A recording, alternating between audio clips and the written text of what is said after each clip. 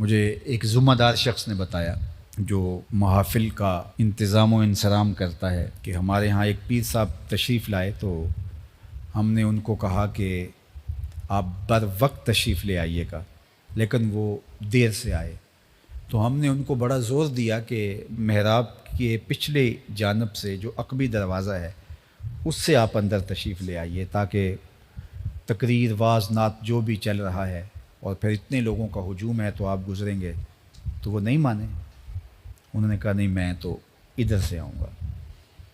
اور پھر وہ جو ہے وہ دروازے سے مین دروازے سے داخل ہوئے اور پھر لوگ کھڑے ہو گئے اور پھر نعرے اور لوگ ایک دوسرے کے اوپر گر رہے ہیں اور بوڑھے آدمی نیچے آ رہے ہیں اور وہ آہستہ آہستہ چلتے ہیں۔ انہوں نے مجھے بتایا کہ وہ ہولے ہولے چل رہے تھے، ہوتا نا کہ گنجائش مل گئی ہے اور لوگ ایک دوسرے کے اوپر گر رہے ہیں، کوئی بوڑھا آدمی ہے زخمی ہو جائے گا، اس کا تقدس مجروح ہوگا، لیکن وہ ہولے ہولے چل رہے تھے، وہ اس پروٹوکول کا لطف لے رہے تھے، اس پروٹوکول کا نشہ اٹھا رہے تھے۔ مجھے بتاؤ بوڑھوں کے اوپر لوگ گر رہے ہیں اور اس پروٹوکول کا بھی جو لطف اٹھا رہا ہے، پھر ایسے پیر اور یہ وزیر مشیر اور حکمرانوں کا کیا فرق رہا؟ تو یہ ان چیزوں کا بہت خیال کرنا چاہیے۔ بزرگوں سے ملنا، علماء سے ملنا، نعت خوانوں سے ملنا، قاریوں سے ملنا اچھی بات ہے، لیکن اگر آپ کسی کو دھکا دے کے ملتے ہیں، وہ تو حجر اسود کو چومنے سے بھی روک دیا گیا اگر کسی کو دھکا دینا پڑے۔ حجر اسود کون ہے؟ یمین اللہ، اللہ کا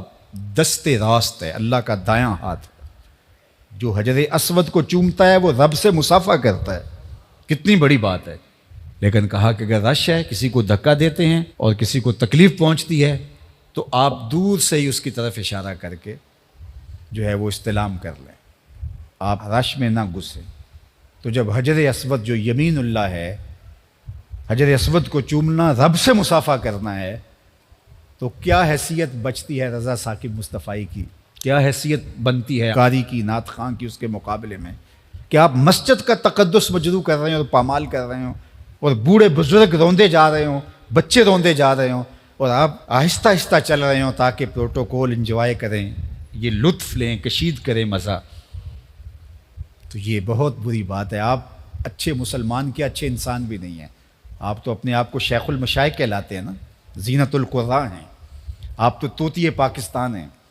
آپ تو خطیب امت مسلمہ ہیں، آپ تو نابغہ روزگار ہیں، آپ تو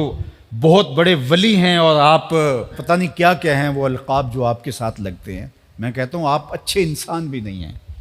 آپ کو پتہ ہے کس کی وجہ سے بوڑھا روندا جا سکتا ہے اور آپ کی آنکھوں کے سامنے روندا جا رہا ہے، اور آپ کی طبیعت گھٹن میں نہیں آتی، آپ کے چہرے پر پریشانی نہیں آتی کہ یہ کیا ہو رہا ہے۔ آپ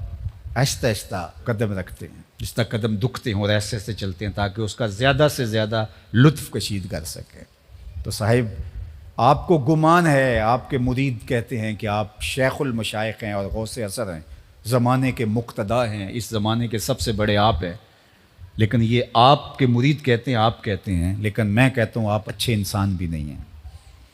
تو اس لیے ان چیزوں کا بہت لحاظ رکھنا ہے، یہ ہمارے دین کی اقدار ہیں اور ان کو ہمیں سمجھنے کی کوشش کرنی ہوگی۔ جو ہماری محافل کا سٹائل بن گیا ہے اور جو صورتحال بن گئی ہے، یہ خانہ زاد چیزیں ہیں، شریعت ان کی اجازت نہیں دیتی۔